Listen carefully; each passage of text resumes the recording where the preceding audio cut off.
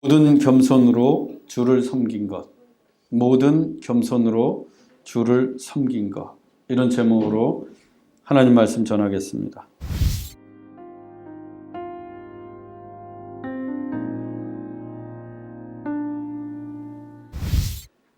사람은 누구나 좋은 사람, 좋은 인상, 좋은 이미지로 기억되기를 원합니다.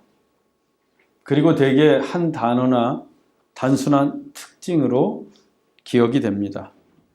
예를 들어 누군가를 기억할 때 착한 사람, 멋진 사람, 인심이 좋은 사람, 순둥이 등으로 단순화해서 기억하는 게 보통입니다.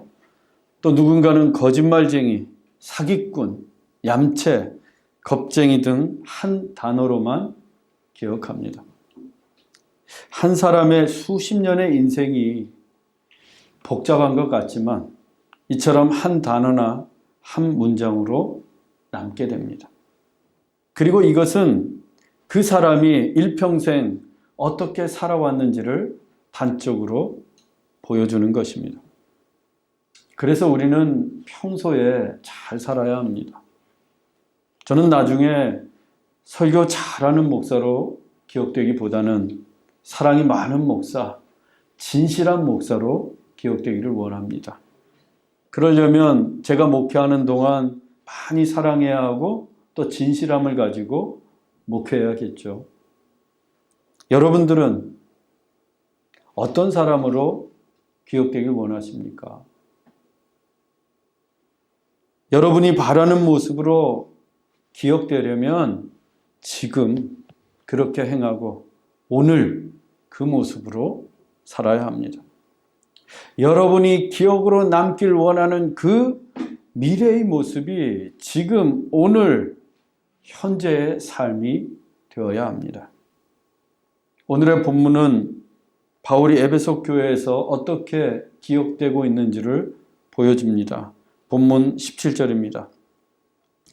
바울이 밀레도에서 사람을 에베소로 보내어 교회 장로들을 청하니 바울은 성령의 증언을 통해 예루살렘에서 결박과 환난이 자기를 기다리고 있다는 것을 알았습니다.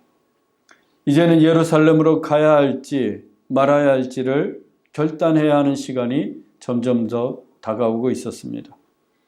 그래서 바울은 드로아에서 아소까지 갈 때 일행들을 모두 배에 태워보내고는 혼자서만 걸어가기로 했습니다.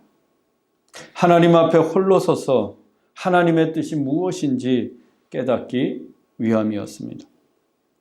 마침내 바울은 그 옛날 다메섹으로 가는 길 위에서 홀로 예수 그리스도를 만났던 것처럼 아소로 가는 길 위에서 홀로 하나님을 만났고 하나님의 뜻에 온전히 순종하기로 결단했습니다.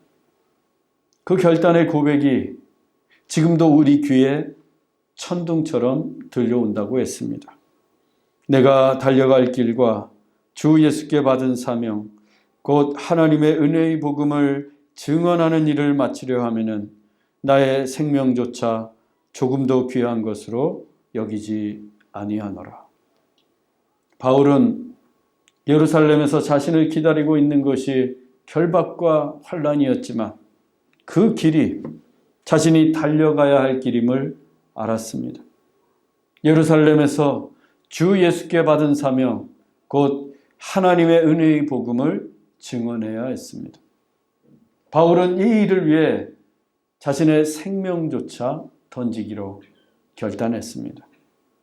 결단하자마자 바울은 아소에서 미둘레네로, 그 이튿날에는 기오로, 그 이튿날에는 사모로, 그 다음 날에는 밀레도로 정말 쉴 틈 없이 이동했습니다. 에베소가 지척에 있었지만 들르지도 않았습니다.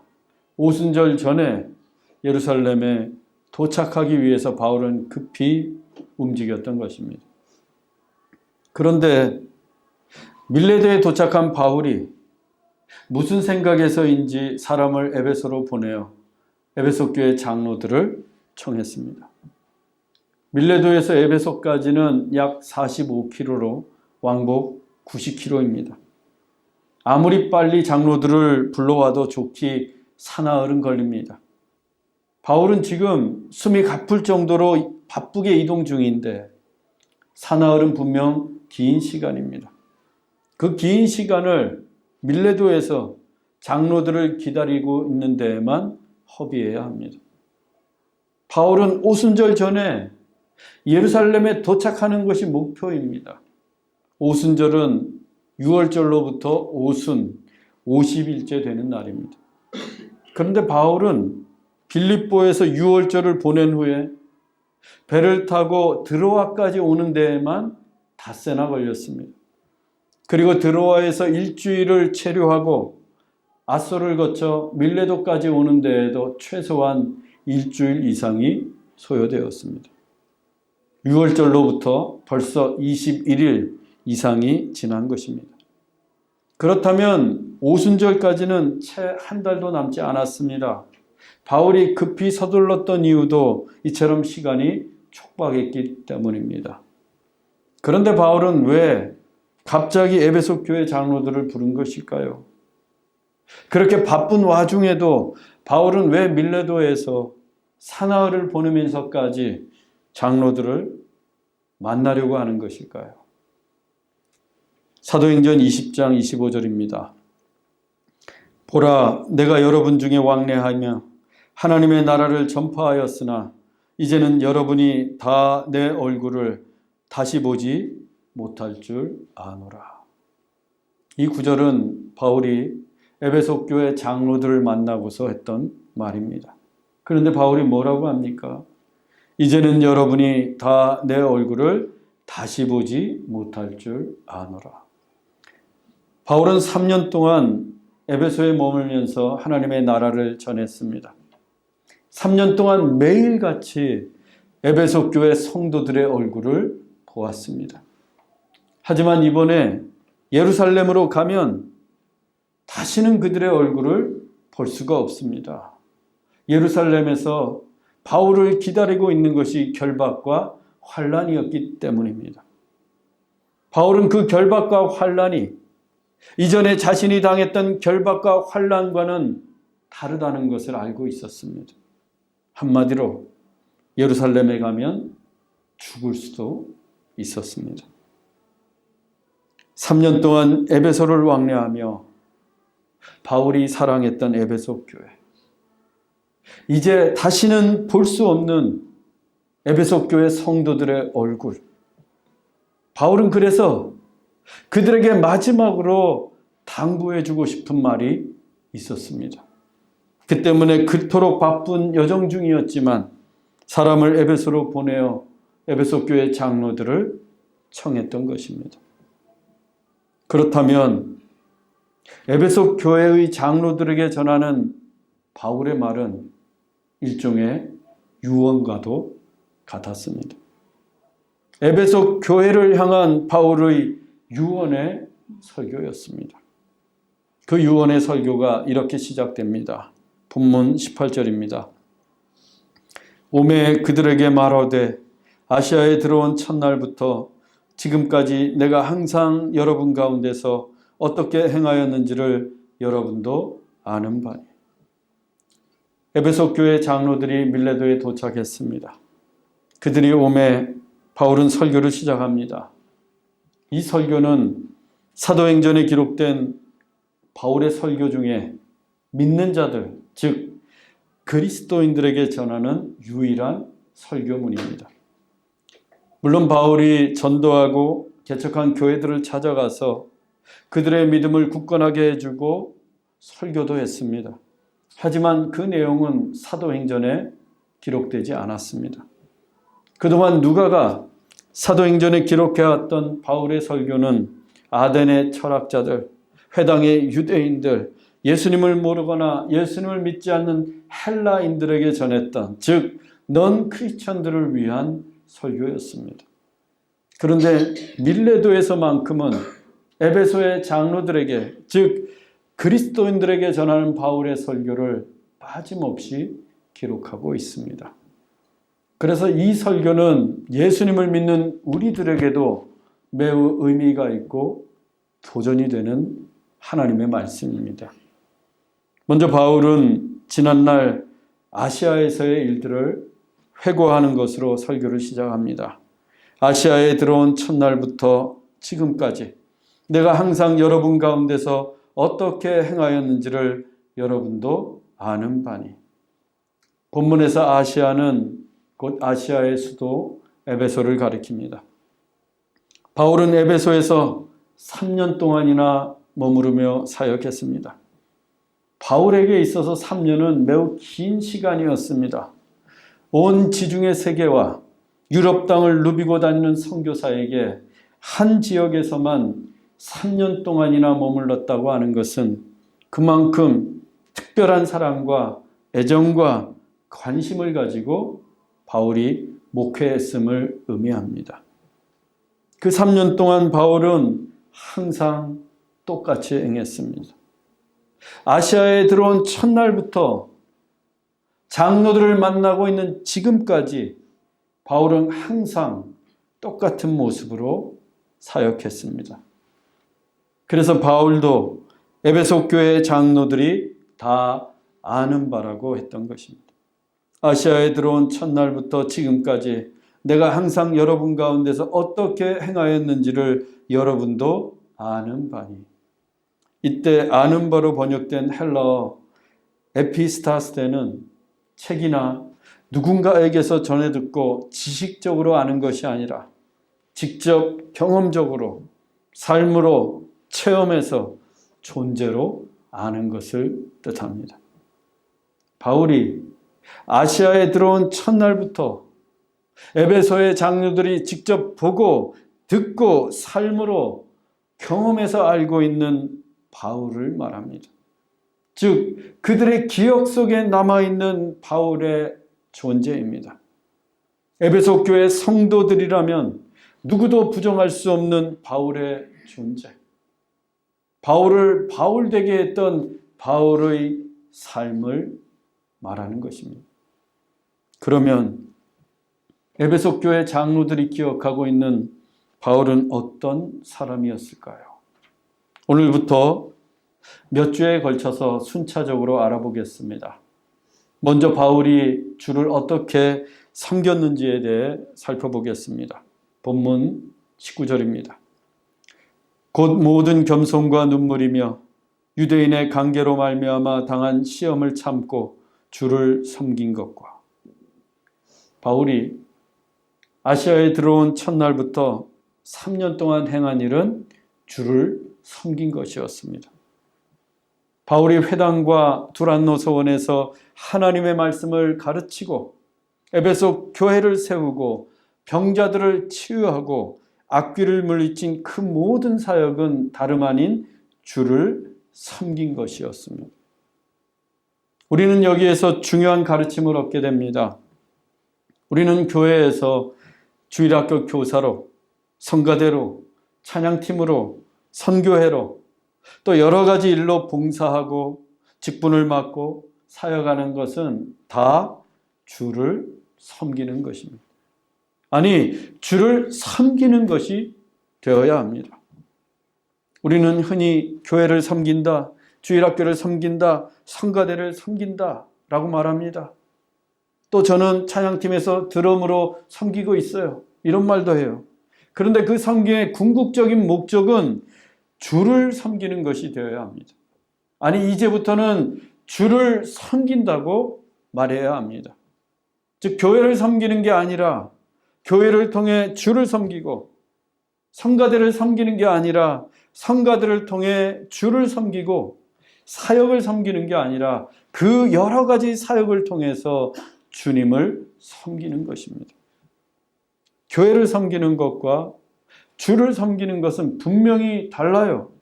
섬김의 대상이 다르기 때문입니다. 분명히 아셔야 합니다. 우리는 교회가 아니라 주님을 섬겨야 합니다. 교회에서 봉사하고 사역하다가 갈등을 일으키고 종종 시험에 드는 경우들이 있습니다. 왜냐하면 교회를 열심히 섬겼다고 생각했는데 교회로부터 섭섭한 일을 당한다거나 교회로부터 인정받지 못한다고 여기기 때문입니다. 정말 열심히 교회를 섬겼다고 생각했는데 선거에서 장로가 되지 못하고 권사가 되지 못한다고 원망을 해요. 그래서 교회를 떠나는 사람들도 있습니다. 왜 이런 일이 일어납니까? 왜? 섬김의 대상을 잘못 알고 있었기 때문입니다. 교회를 섬긴다고 오해했기 때문이에요.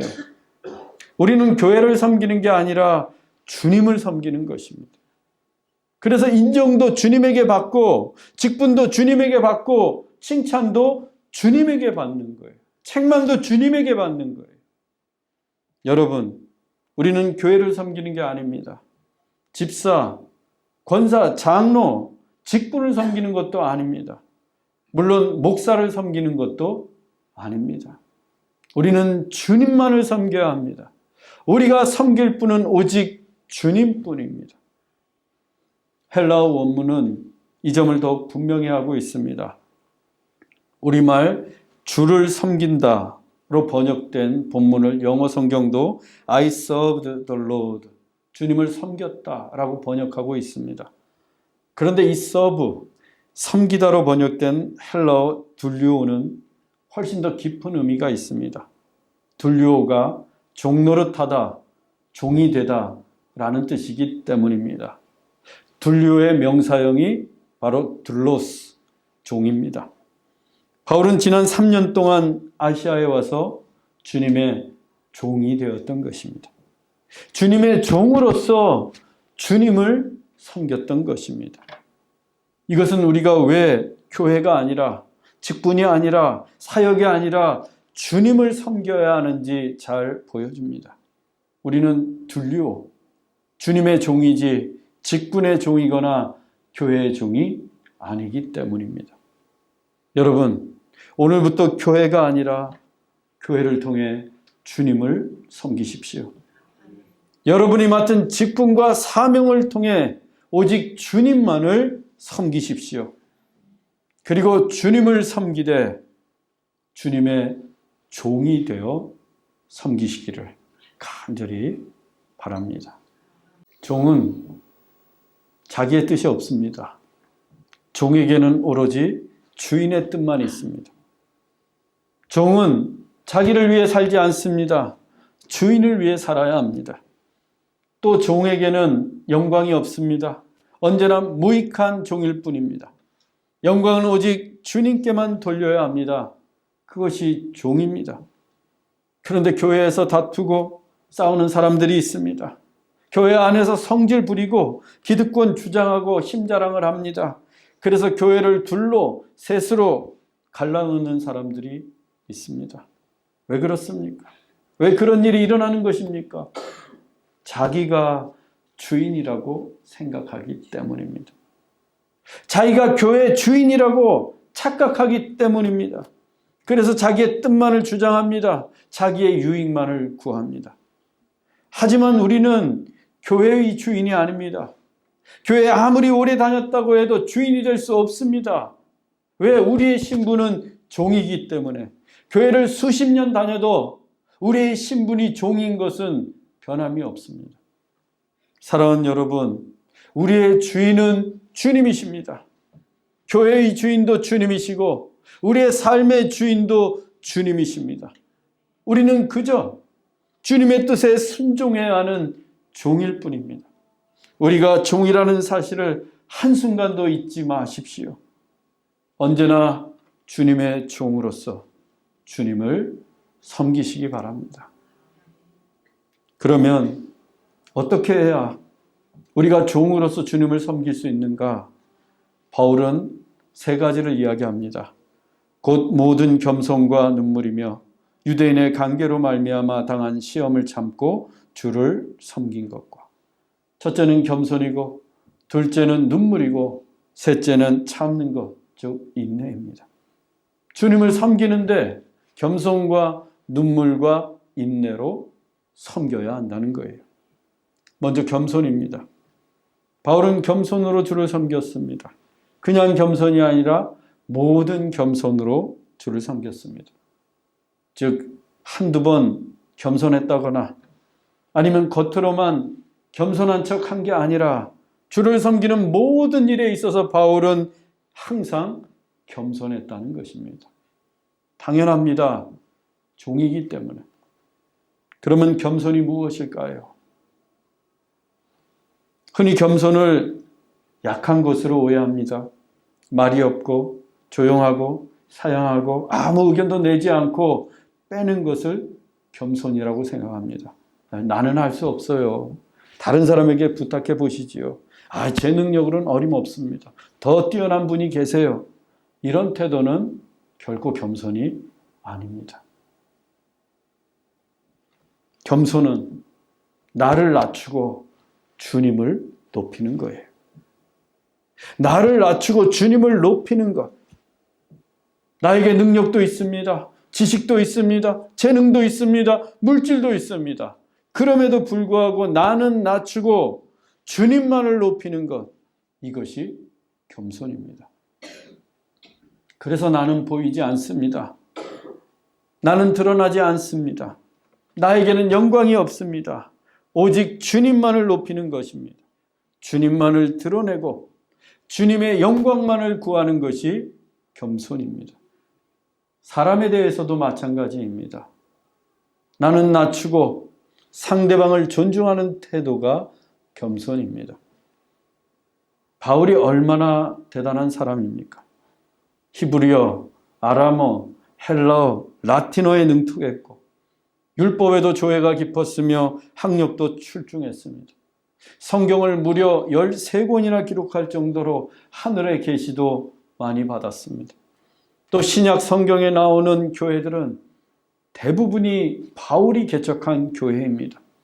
그리고 신약 성경도 예수님 다음으로 바울의 이야기가 많습니다. 그러니 얼마나 대단한 사도입니까? 이 정도면 자랑할 만하잖아요. 자기를 드러낼 만하지 않습니까? 그런데 바울은 자신을 드러내지 않았습니다. 자신을 높이지 않았어요. 오직 주님의 영광만을 구합니다. 먹든지 마시든지 무엇을 하든지 다 하나님의 영광을 위하여 합니다. 참으로 나는 죽고 그리스도만을 위해 살아갑니다. 바울이 얼마나 겸손한 사람인지를 보여주는 대목이 있습니다. 빌립보서 1장 15절로 18절입니다. 어떤 이들은 투기와 분쟁으로 그리스도를 전파하나니 그들은 나의 매임에 괴로움을 더하게 할 줄로 생각하여 순수하지 못하게 다툼으로 그리스도를 전파하느니라. 그러면 무엇이냐? 거칠애로 하나 참으로 하나 무슨 방도로 하든지 전파되는 것은 그리스도니 이로써 나는 기뻐하고 또한 기뻐하리라. 빌립보서는 바울이 로마 감옥에 갇혔을 때 빌립보 교회에 보낸 편지입니다. 한두 해 갇힌 것이 아니라 4년 동안이나 갇혀 있었습니다. 그때 바울을 투기하고 시기하던 전도자들이 있었습니다. 바울의 사역이 대단하니까 시샘을 하고 열등감을 느낀 모양입니다. 그런데 그들이 바울이 옥에 갇힌 틈을 이용해서 그리스도를 전파합니다. 바울이 갇혀있는 시간이 길어지자 바울보다 더 유력한 전도자가 되겠다고 빌립보 교회를 장악하겠다고 더욱 열심히 그리스도를 전파합니다. 더욱 열심히 사역합니다. 빌립보 교회 일대에서 자기들의 영향력을 키워갑니다. 그러면 옥에 갇혀있는 바울이 괴로워할 줄 알았습니다. 바울도 자기들처럼 시기하고 질투할 줄 알았습니다. 그렇게 순수하지 못한 마음으로 바울과 다투어서 이기려고 그리스도를 전파했습니다. 사실 보통 사람들이 그렇습니다.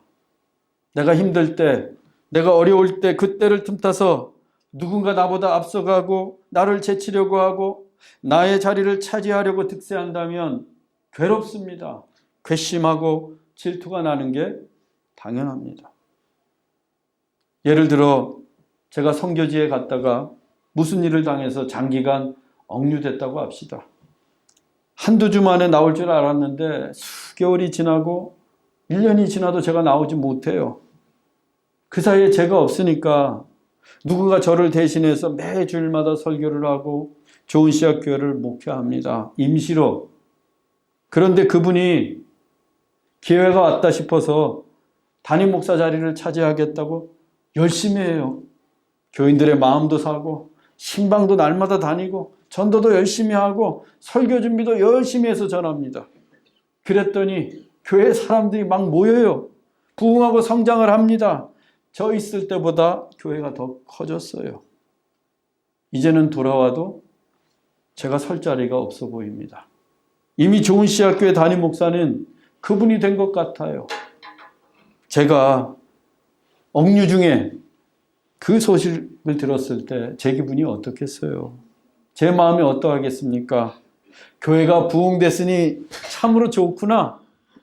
나 없어도 잘 되고 있으니 과연 하나님의 은혜로다. 그래야 하는데, 정말 그러고 싶은데 과연 그럴 수 있을까요? 성가대에 내가 없는데 화음이 더 잘 맞아요. 성교회에 내가 없는데 더 화기애애합니다. 교회에 내가 없을 때만 성도들이 더 많이 와요. 과연 우리 마음이 어떨까요? 지금 바울의 상황이 그렇습니다. 바울이 빌립보에 없고 옥에 갇혀 있는데 그 틈을 타서 더 열심히 그리스도를 전파합니다. 물론 순수하지 않아요. 바울에게 괴로움을 주려고 합니다. 그런데 바울이 뭐라고 합니까? 그러면 무엇이냐? 거칠애로 하나 참으로 하나 무슨 방도로 하든지 전파되는 것은 그리스도니 이로써 나는 기뻐하고 또한 기뻐하리라. 바울은 그들을 시기하지 않았습니다. 자신도 괴로워하지 않았습니다. 오히려 기뻐하고 또한 기뻐했습니다. 왜냐하면 무슨 방도로 하든지 전파되는 것이 그리스도였기 때문입니다. 바울은 자신이 무엇이 되어도 괜찮았습니다. 시기하는 전도자들의 명성이 자기보다 더 높아져도, 빌립보에서 그들의 세력이 자기보다 더 강성해져도 상관없었습니다. 예수님만 전파될 수 있다면, 그리스도만 전해질 수 있다면 얼마든지 기뻐하고 기뻐할 수 있었습니다. 왜냐하면 바울은 모든 일에 겸손한 주님의 종이었기 때문입니다. 겸손은 나는 보이지 않고 주님만 보이는 것이기 때문입니다. 에베소 교회의 바울은 그렇게 겸손한 주님의 종으로 기억되고 있었던 것입니다. 예수님이 겸손과 관련해서 이같이 말씀하신 적이 있습니다. 마태복음 11장 29절입니다. 나는 마음이 겸손하니 내게 배우라. 그리하면 너희 마음이 쉼을 얻으리니. 예수님이 내게 배우라 라고 말씀하신 것은 성경을 통틀어 이 말씀이 유일합니다. 그래서 이건 우리가 반드시 배워야 돼요. 예수님은 겸손한 마음을 내게 배우라고 말씀하십니다. 왜냐하면 겸손해야 우리의 마음이 쉼을 얻을 수 있기 때문입니다. 바울이 옥에 갇힌 틈을 타서 누군가 투기와 다툼으로 또 바울을 괴롭히려고 그리스도를 전파했지만 바울은 시기하지 않았습니다. 다투지도 않았습니다. 괴로워하지도 않았습니다. 왜? 바울은 예수님에게서 겸손을 배웠고 그래서 그 마음이 이미 쉼을 누리고 있었기 때문입니다. 모든 일에 겸손했던 바울은 모든 일에서 마음의 쉼을 얻었습니다. 예수님은 또 이같이 말씀하셨습니다. 마태복음 23장 12절입니다. 누구든지 자기를 낮추는 자는 높아지리라. 예수님은 주님의 종으로서 모든 일을 겸손히 섬겼던 바울을 주님 앞에서 자기를 철저하게 낮추었던 바울을 오늘날 이 성경을 통해 가장 위대한 사도 바울로 높여주셨습니다. 사랑하는 형제자매 여러분, 주님의 종이 되어서 주님을 섬기십시오. 모든 일에 겸손함으로 주님을 섬기십시오. 나는 낮추고 오직 주님만을 높이십시오. 그리하여 마음에 쉼을 얻고 주님께서 축복하시고 우리를 높여주시는 놀라운 은혜를 받는 우리 모두가 될 수 있기를 주님의 이름으로 축원합니다. 기도하겠습니다. 사랑의 하나님 아버지, 그동안 우리가 교회 주인인 채 하며 살고 교회에서 주인인 척 행세했다면 모두 용서해 주십시오. 오늘 이 순간부터 주님의 종으로서 온전히 주님만을 섬기게 하옵소서. 나는 죽고 그리스도만을 위하고 먹든지 마시든지 주님의 영광을 구하게 하옵소서. 이를 위해 모든 일에 겸손하게 하옵소서.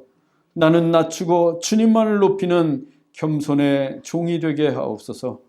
그래서 누가 시기하고 비방해도 우리의 마음은 언제나 쉼을 얻게 하옵소서. 날마다 겸손히 주를 섬길 때에 주님께서 우리를 높이시고 축복하실 것을 믿습니다. 겸손의 왕으로 이 땅에 오신 예수 그리스도의 이름으로 기도하옵나이다. 아멘.